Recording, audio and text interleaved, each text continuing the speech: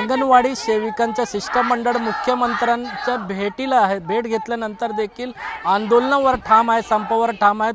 आपल्यासोबत काही आंदोलक आहेत, त्यांच्याशी बोलून घेऊया। सर, काय सांगाल, आज आपलं शिष्टमंडळ आहे, मुख्यमंत्र्यांसोबत बैठक झाली त्यांच्याबरोबर, तरी सुद्धा आपण हा संप सुरू केला, काय एकंदरीत बोलणं झालं, काय त्यांचं? माननीय मुख्यमंत्र्याकडे 45 मिनिटं बैठक चालली। त्या बैठकीमध्ये मानधनवाढीचा तिढा सुटला नाही, त्या ठिकाणी ग्रॅज्युटीचा तिढा सुटला नाही, दरमहा पेन्शनचा तिढा सुटला नाही। जे मागच्या त्या ठिकाणी 28 फेब्रुवारी दिलेले आश्वासन त्यांनी पूर्ण केले नाहीत। मागच्या 28 फेब्रुवारीला दिलेल्या आश्वासनापैकी फक्त 1500 रुपयाची लालीपाप त्यावेळी देण्यात आली। परंतु त्या ठिकाणी माननीय मुख्यमंत्री आणि आपले उपमुख्यमंत्री देवेंद्र फडणवीस साहेब यांनी सांगितलं होतं की तुम्हाला ग्रॅज्युटी आणि दरमहा पेन्शन देऊ, त्यामुळे आम्ही 1500 रुपये स्वीकारलेत। महिला तयार नव्हत्या, महिलांना समजावून सांगितलं की पुढं ग्रॅज्युटी आणि पेन्शन मिळणार आहे। परंतु आज जर आम्ही बघतोय वाढत्या महागाईच्या निर्देशांकाप्रमाणे आम्हाला त्याकडे वाढ मिळावी ही आमची अपेक्षा आहे, आणि म्हणून त्या ठिकाणी सरकारने मानधनवाढ करावी अशी आमची अपेक्षा आम्ही व्यक्त केलेली आहे। नाही, आजच्या बैठकीमध्ये तुमचं जे तुम्ही आपला मुद्दा ठेवला त्यावर सरकार काय, मुख्यमंत्री आहे, मान्य केलेत की नाही, काय या संदर्भात पुढे काय बैठक घेणार आहेत का काय? हे बघा, सरकारने मानधनवाढी संदर्भामध्ये नकार दिलेला आहे, त्यामुळेच हा संप या ठिकाणी मुक्कामी आज दिसतोय। आणि म्हणून उद्याही हा संप राहील आणि संपूर्ण महाराष्ट्रामध्ये हा संप सुरूच राहील, कारण जोपर्यंत मानधनवाढी तिढा सुटत नाही।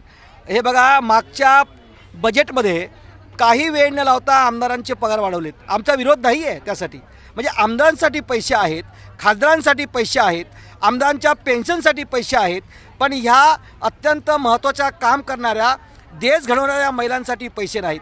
कोरोनामध्ये ज्यांनी स्वतःचे संसार दूर ठेवून आपल्या घरचे नातेवाईक किंवा आपले कुटुंब त्या ठिकाणी यांनी आपलं गमावलेत, लोकांचं जीव वाचवण्याचं काम केलं, त्यांच्यासाठी सरकारकडे पैसा नाही, ही फार लाजिरवाणी गोष्ट वाटते।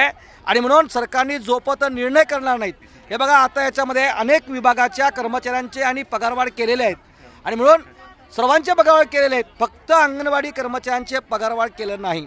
आणि म्हणून सरकारला आम्ही सांगितलं की फक्त पगारवाढ करा, या ठिकाणी दरमहा पेन्शनचा निर्णय करा। सुप्रीम कोर्टाने आदेश दिलेला आहे, सुप्रीम कोर्टाने एप्रिल 2022 मध्ये आदेश दिलेला आहे, त्याची अंमलबजावणी झाली पाहिजे। या मागणीसाठी आम्ही ठाम आहोत, आणि सरकारने हे जोपर्यंत सरकार मान्य करत नाही तोपर्यंत आंदोलन आमचं सुरू राहील। हा संप जो होता तो मानधन वाढ झाली पाहिजे, आणि सुप्रीम कोर्टाने जो निर्णय दिलेला आहे की या महिलांना कामगार म्हणा आणि कामगार कायद्याचं संरक्षण द्या, त्याच्यावर हा संप झाला होता। पण शासनानं काहीच मान्य केलेलं नाही, जी चर्चा झाली ती निष्फळ ठरलेली आहे। मुख्यमंत्र्यांनी काहीच मान्य केलेलं नसल्यामुळं आम्ही संप पुढे चालू ठेवण्याचा निर्णय कृती समितीने घेतलेला आहे। पुन्हा ही बैठक होणार का, यावर काय बोलणं झालं का सरकारकडे? उद्या बैठक होणार आहे, पण त्यांचे अधिकाऱ्यांबरोबर होईल, त्यानंतर काहीतरी ते स्वतः निर्णय घेतील। पण मागच्या वर्षी जी बैठकीत ठरलं होतं ग्रॅच्युइटी आणि पेन्शन हे दोन महत्त्वाचे मुद्दे होते, आणि त्याची अंमलबजावणी होणार होती, म्हणून आम्ही कमी मानधनावर मागच्या वर्षी संप मागे घेतला होता, पण त्याचीही अजून अंमलबजावणी झालेली नाही। त्यानंतर वर्ष गेलं तरी त्याच्यावर मीटिंगसुद्धा होऊ शकली नाही कृती समितीबरोबर, याचा अतिशय वाईट वाटतं आम्हाला। आणि हे सगळेच विषय असल्यामुळं आम्ही संप पुढे चालू ठेवण्याचा निर्णय घेतलेला आहे। आपण मागण्यावर ठाम आहात, काय काय मागण्या आहेत आणि कशा पद्धतीने या आंदोलनाला एक तर मागण्यावर ठाम आहेत, म्हणजे त्या मागण्या नाहीच आहेत, ते सरकारने करायची काम आहेत, बरोबर आहे। 28 फेब्रुवारीला सरकारबरोबर जी तडजोड झाली त्याच्यामध्ये मुख्यमंत्री उपमुख्यमंत्री होते, तेव्हाचे महिला बाल कल्याण मंत्री मंगलप्रसाद लोढा होते। त्यांनी सांगितलं होतं की आम्ही पेन्शन देऊ, आम्ही ग्रॅज्युइटी देऊ, बरोबर आहे, आम्ही नवीन मोबाईल देऊ।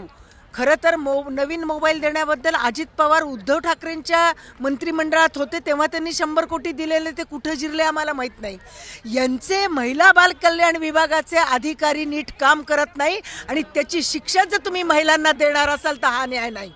माझं म्हणणं आहे मुख्यमंत्र्यांनी पहिला जाब त्यांच्या अधिकाऱ्यांना विचारायला पाहिजे होता की ज्या महिलांनी संप माघार घेतला आणि जी आश्वासनं मुख्यमंत्री उपमुख्यमंत्री महिला बाल कल्याण मंत्री यांनी दिली त्या आश्वासनांच्या दिशेने काम करण्याची जबाबदारी महिला बाल कल्याण विभागाच्या सचिव आणि आयुक्तांची होती। त्यांनी ती पार पडली नाही, त्याची शिक्षा त्यांना काय देणार हा आमचा सवाल आहे।